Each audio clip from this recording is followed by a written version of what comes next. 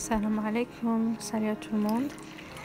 Alors aujourd'hui, je reviens avec une recette de pain marocain encore qui s'appelle matlouh chez nous. C'est un pain qui se fait en fait cuire sur une poêle que moi j'appellerais tagine. Le voici. Franchement, il est vraiment bien. Alors, je vous présente les ingrédients. Pour cela, je vais prendre un bol que je vais utiliser en fait pour toute la recette. Je n'ai pas de grammage, du coup ce sera vraiment, vous choisissez un bol, peu importe ce que c'est, et vous l'utilisez pour tout. On en aura besoin de 2 bols d'eau froide, un bol de semoule très fine pour ma part, et 2 bols de farine, et une grosse cuillère à soupe de levure sèche, et 3 cuillères à soupe d'huile tournesol, et un petit peu de sucre, une cuillère à café, ça suffira. Et pour la farine, en fait, à la fin, je vais en rajouter un 3e parce que ça ne va pas me suffire. Donc là, dans mon bol mixeur, je vais mettre les 2 bols d'eau et la levure que je ferai diluer comme d'habitude à 37 degrés, vitesse 2 pendant 4 minutes. Bon, là, j'ai mis 4,40, mais 4 minutes suffiraient. Donc voilà, je ferme mon bol mixeur et je fais tourner ma machine jusqu'à ce que ça se dilue. Là voilà, ma levure qui est diluée. Ensuite, je rajoute ma semoule fine, très fine, avec une cuillère à café de sucre. Et je vais utiliser mon bol, en fait, mon MCC comme un blender. Je vais mixer ça pendant 3 minutes, vitesse 5. C'est un pain au blender en fait. Donc voilà, la texture que j'obtiens, c'est vraiment bien liquide et la semoule s'est bien diluée dans l'eau. Une fois que cette étape est faite, on va rajouter les 2 bols de farine. N'hésitez pas à en rajouter un 3e parce que moi 2 bols au début ça m'a pas suffi. Vous allez voir comment la pâte va être un peu liquide. Parce qu'en fait ça dépend de la qualité de la farine. Bon, là j'ai ajouté l'huile aussi, et faut pas oublier une cuillère à soupe ou alors une cuillère à café bien remplie de sel.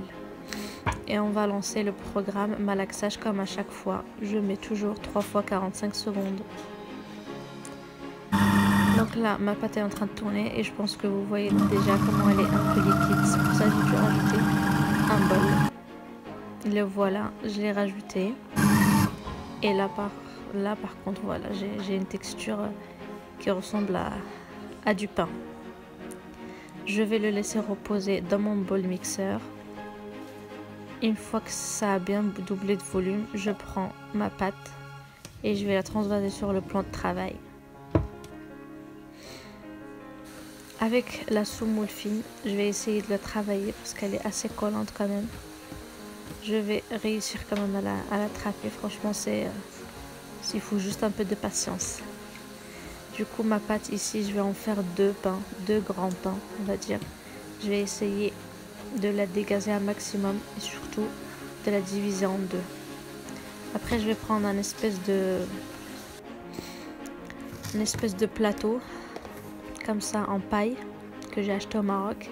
Je vais le saupoudrer généreusement de semoule fine, extra fine.